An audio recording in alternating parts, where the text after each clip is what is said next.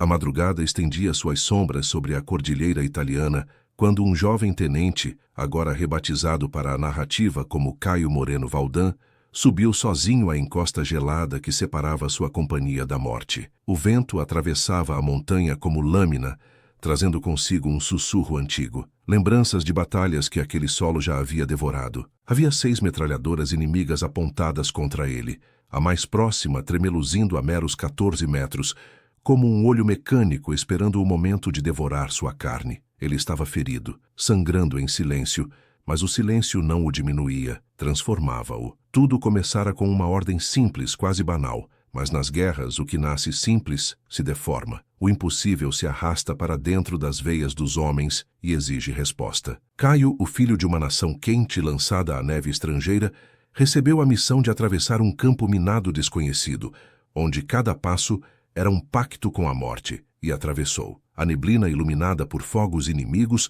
o envolvia como véu, enquanto explosões dançavam no horizonte. Chegou ao topo, conquistou a posição, rendeu com as próprias mãos 5 soldados alemães que jamais esperariam ser dominados por um único homem. Mas a montanha tinha fome de histórias mais profundas. Quando a noite desceu, pesada como chumbo, os alemães perceberam o impensável. Aquela posição fundamental estava sendo defendida por um único militar brasileiro, um só corpo, um só fôlego, contra toda uma companhia inimiga, e decidiram que ele precisava ser arrancado dali. Eram homens endurecidos pela guerra, acostumados a matar antes que o sol surgisse. Avançaram 3 vezes, 3 ondas de fúria, 3 tentativas de apagar aquele ponto de luz isolado no inverno.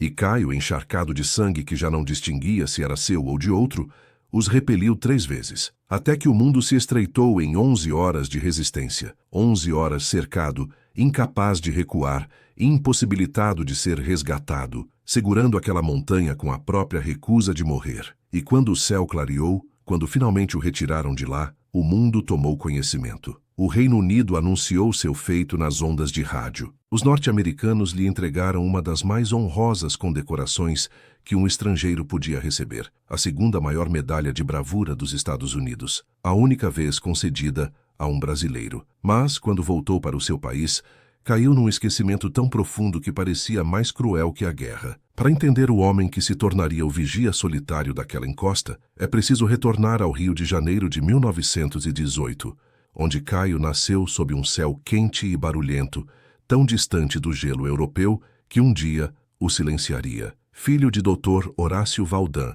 médico, boticário e dentista, um homem que tecia suas profissões como se cada uma fosse instrumento de uma sinfonia incompleta. Caio cresceu em um lar onde conhecimento era arma e disciplina, um tipo de fé. Seu pai se recusava a ser uma única coisa.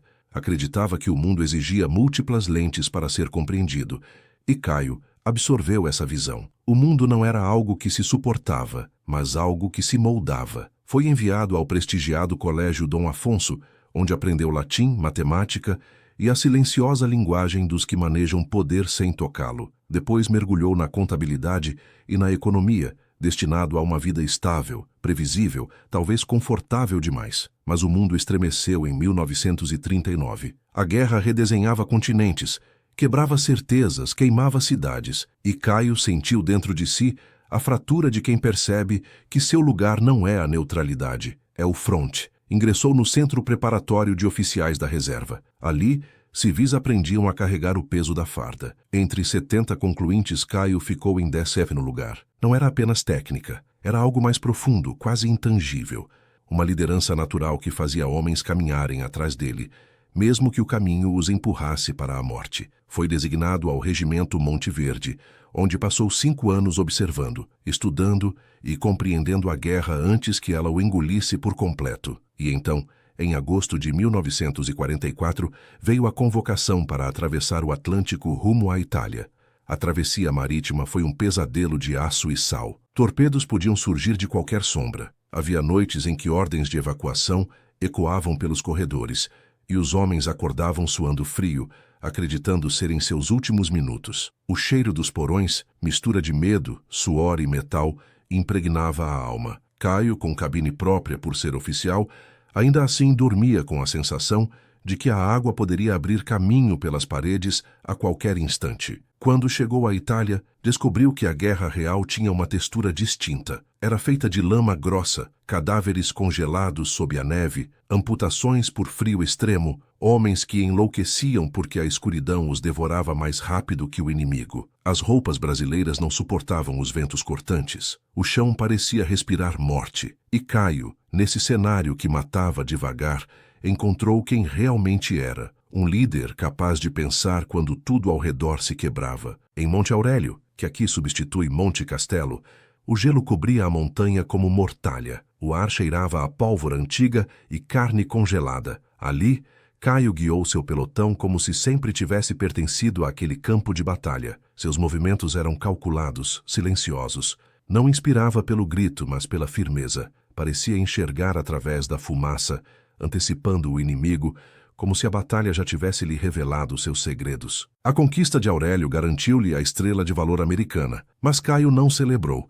A guerra nunca permite celebrações duradouras. Sempre chega outra montanha, outro risco, outro impossível. E então surgiu La Siena, pequena elevação estratégica que mudaria sua história. A noite de 23 de fevereiro de 1945 era brutal. A temperatura caía a níveis desumanos. Uma nevasca apagava as linhas do horizonte. Caio reuniu seus homens. Explicou a missão com calma cirúrgica. Um campo minado desconhecido os aguardava. Metralhadoras alemãs defenderiam cada centímetro. Artilharia poderia cair a qualquer momento. E mesmo assim, diante da morte certa, Caio apenas disse: avancemos. Sem discurso, sem esperança romântica, apenas ação. E foi naquela noite que a coragem de Caio Valdan começou a transformar-se em lenda. A neve acumulada em La Siena parecia engolir sons, pensamentos e até memórias. Quando Caio Moreno Valdan avançou com seus homens pelos 300 metros de terreno minado,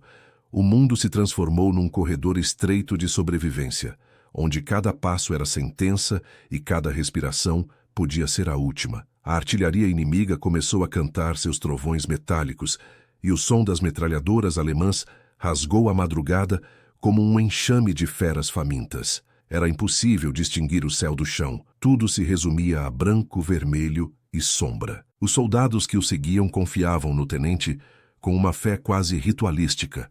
A forma como ele caminhava, não com bravata, mas com aquela calma que só existe nos que conhecem a morte e ainda assim se recusam a dar-lhe lugar, tornava suportável o terror. Caio não gritava ordens, apenas levantava a mão, ajustava o passo, desviava por instinto das zonas onde achava que as minas esperavam silenciosas.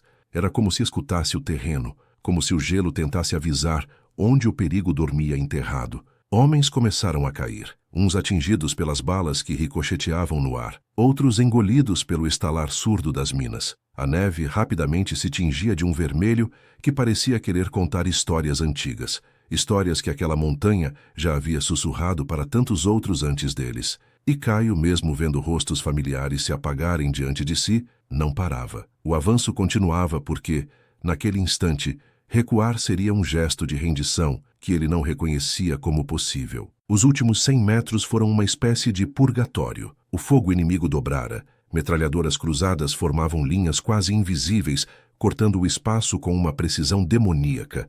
O ar parecia vibrar, a montanha parecia tremer, a dor, o frio e o medo se misturavam num só golpe, deixando os sentidos embriagados. E mesmo assim, o tenente caminhou. Mesmo assim, o pelotão seguiu. Quando alcançaram o topo, La Siena se revelou não como vitória, mas como um abismo prestes a devorá-los. A trincheira improvisada era estreita, cheia de rochas desiguais que fatiavam botas e mãos. O vento soprava rajadas que pareciam perfurar ossos, mas ainda assim havia vida. 5 prisioneiros alemães foram capturados, assustados, rendidos, mais jovens do que Caio esperava. Garotos, quase. Havia neve grudada em seus cabelos e medo saltando nos olhos. O tenente ordenou que fossem mantidos vivos e aquecidos. A guerra nunca o desumanizara o suficiente para que ele esquecesse que, do outro lado, havia também filhos, irmãos, homens arrastados para batalhas que não escolheram. Mas o alívio durou pouco. Às 23h30, a montanha ficou em silêncio. Aquele silêncio característico que antecede os ataques, quando até o vento parece segurar o próprio fôlego, e então vieram. Os alemães desceram a encosta como sombras pesadas, disparando em conjunto, tentando infiltrar, tentando romper, tentando apagar aquele ponto recém-conquistado. Caio ergueu-se apesar do ferimento que sangrava pelo uniforme, ajustou sua arma, ordenou fogo seletivo. Cada tiro precisava contar. Seus homens obedeceram, mesmo tremendo de frio, mesmo respirando como se o ar congelado fosse cortante demais. O primeiro contra-ataque durou minutos que pareceram dias. Os alemães recuaram, deixando para trás corpos que se misturavam à neve como manchas na memória do mundo. Mas Caio sabia, voltariam, e voltaram. Horas depois, uma segunda investida veio com força dobrada. Desta vez, tentaram flanquear, tentaram surpreender pelo lado cego da posição. O tenente, que mal conseguia sentir o próprio braço esquerdo, mudou de posição. Guiou seus homens com a precisão de quem enxerga mais do que os olhos permitem. Cada explosão iluminava seu rosto, como se a guerra quisesse gravar seus traços na eternidade. A dor latejava. A perda de sangue tornava o ar pesado demais para os pulmões, mas sua mente, treinada na disciplina de um homem forjado entre cálculos e combate, permanecia afiada. Ele via linhas invisíveis no campo, como se desenhasse mentalmente o avanço inimigo, e respondia. Respondia porque desistir não fazia parte da arquitetura interna que construíra desde criança. A segunda onda foi repelida, mas levou pedaços do que restava da força defensiva. Homens agonizavam na neve pedindo água, pedindo calor, pedindo o que a montanha não podia oferecer. E Caio, exausto, consciente de que não haveria reforço, ajustava suas estratégias com a serenidade dos que sabem que a morte está ali, sim, mas que não definirá suas últimas escolhas. Quando a terceira investida veio, o céu já começava a clarear. A luz pálida da madrugada revelou não apenas o inimigo, revelou o rastro de tudo que haviam suportado. Os corpos congelados, as manchas de sangue endurecido, a destruição dos minutos anteriores. Era como se a montanha, ao ganhar luz, mostrasse o custo de ser defendida. Os alemães avançaram em formação apertada, desesperados. Atiravam como feras que tentam derrubar aquilo que desafia sua própria lógica. O terceiro contra-ataque durou pouco tempo, mas foi o mais feroz. A angústia do amanhecer faz os homens decidirem, ou matam ou morrem. Caio percebeu que suas forças se esgotavam. Cada disparo parecia exigir um pedaço de sua alma. Quando o inimigo finalmente recuou pela última vez, ele permaneceu de pé apenas por teimosia. A consciência oscilava. A neve parecia girar ao redor. Era como se a montanha respirasse junto com ele, fraca, mas viva. Quando finalmente os aliados puderam subir para resgatá-lo, foram necessários 4 homens para carregar seu corpo, quase sem peso, quase sem cor, mas ainda ardendo em decisão. Ainda assim, antes de perder completamente a consciência, Caio pediu apenas 2 coisas: que seus prisioneiros fossem tratados com dignidade, que seus homens recebessem água antes de qualquer procedimento. A rádio britânica transmitiu os acontecimentos. O mundo ouviu. Mas o Brasil, ao recebê-lo de volta, mergulhou-o num silêncio impenetrável. Era como se a montanha tivesse sido enterrada junto com sua história. Ele casou-se anos depois com Helena Marchiori, teve 2 filhos, Geraldo e Lianara, e viveu sua vida como um homem comum, mesmo sendo tudo menos comum. Morreu em 1999, sem que as crianças nas escolas conhecessem seu nome, sem que suas façanhas fossem lembradas nos livros, sem que La Siena fosse pronunciada com reverência nas cerimônias oficiais. Mas lendas têm paciência, esperam e retornam. Se esta história pudesse sussurrar algo no seu ouvido, ela diria: não deixe que a memória seja enterrada na neve. Se estiver sentindo esse chamado, comente abaixo: eu ouço a montanha. O hospital de campanha onde Caio Moreno Valdan despertou parecia suspenso entre 2 mundos, o da vida que insistia em ficar e o da morte que sussurrava perto demais. O cheiro forte de antisséptico misturado ao odor metálico do sangue criava uma atmosfera de fronteira, como se aquele espaço fosse um último abrigo entre as memórias do combate e o vazio absoluto. As mãos dos médicos moviam-se rápidas sobre seu corpo exausto, apertando ferimentos, estancando sangramentos, costurando o que ainda podia ser costurado. Lá fora, o vento arranhava as lonas das tendas, lembrando a todos que a guerra, mesmo quando não fazia barulho, nunca dormia. Foi durante esse breve intervalo entre consciência e delírio que Caio ouviu o impossível, sua própria história atravessando o ar em ondas de rádio vindas da BBC. A voz inglesa descrevia o feito de um tenente brasileiro que, sozinho, havia defendido uma colina contra forças alemãs durante 11 horas.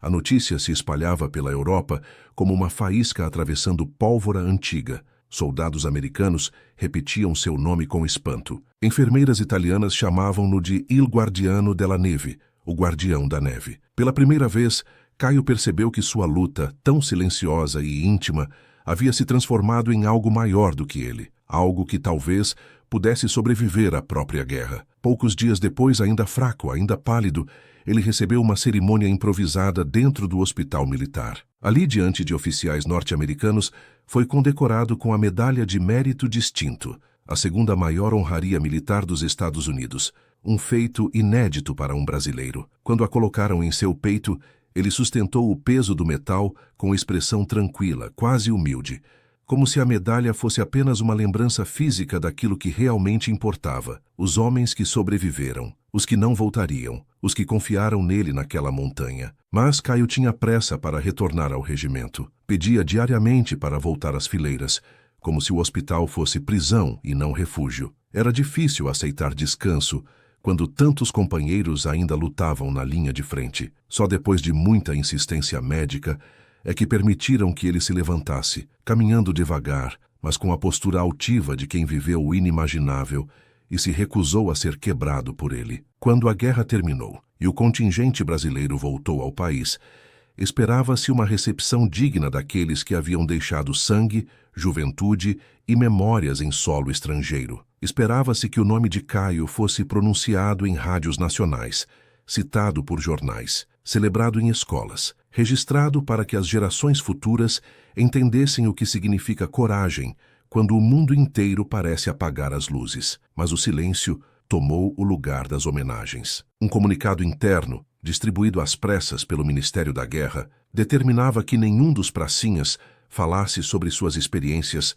sem autorização prévia. E assim, como uma sombra, a história de Caio foi engolida. A medalha americana guardada dentro de uma caixa. O uniforme lavado e dobrado. A memória da montanha congelada guardada apenas nos ossos, que rangiam nos invernos como se ainda relembrassem La Siena. Nos anos seguintes, Caio tentou viver uma vida comum. Casou-se com Helena Marchiori, uma mulher de fala suave, olhar firme e sensibilidade para compreender que certos silêncios são mais pesados do que qualquer palavra. Juntos, construíram uma família. Ele ensinou aos filhos, Geraldo e Lianara, que a coragem se mostra não apenas no combate, mas na bondade cotidiana. A coragem de ser justo, de ser honrado, de ser alguém que não esquece quem ficou para trás. Tornou-se major da reserva e, ocasionalmente, participava de cerimônias militares. Nessas ocasiões, seu uniforme parecia carregar um brilho que vinha de dentro, não dos metais engastados no tecido. Mas poucos sabiam quem ele realmente fora. Poucos reconheciam que aquele homem, caminhando discretamente entre as fileiras,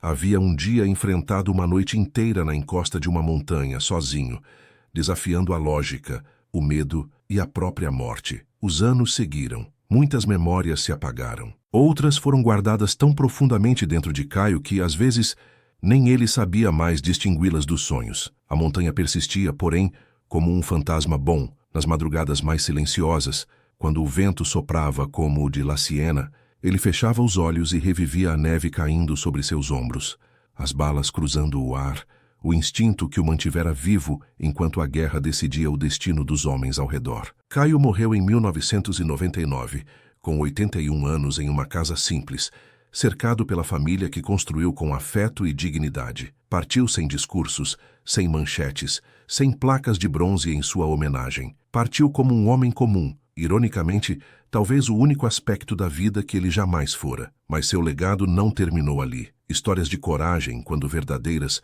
não aceitam sepultamentos definitivos. Elas se erguem como ecos. Elas circulam de boca em boca, de olhar em olhar, até encontrarem alguém disposto a ouvi-las novamente. Décadas após sua morte, o nome de Caio Moreno Valdan começou a ressurgir como brasa acesa sob neve. Pessoas comuns encontraram registros, reconstruíram narrativas, reabriram cicatrizes históricas. E hoje, ao escutar esta versão de sua jornada, você também faz parte desse renascimento. Caio não volta. A montanha não fala, mas a memória humana, frágil, falha, porém insistente, mantém vivo aquilo que jamais deveria ter sido esquecido. Se há algo que sua história nos ensina, é que heróis silenciosos existem. Caminham ao nosso lado nos ônibus, nas filas, nas esquinas, carregando nas costas um mundo que nunca conheceremos por completo. E talvez, no fim, seja essa a maior forma de grandeza. Não a glória estampada, mas a coragem deixada discretamente no caminho, como pegadas na neve que ainda não derreteu. Obrigado por caminhar até o fim desta história comigo.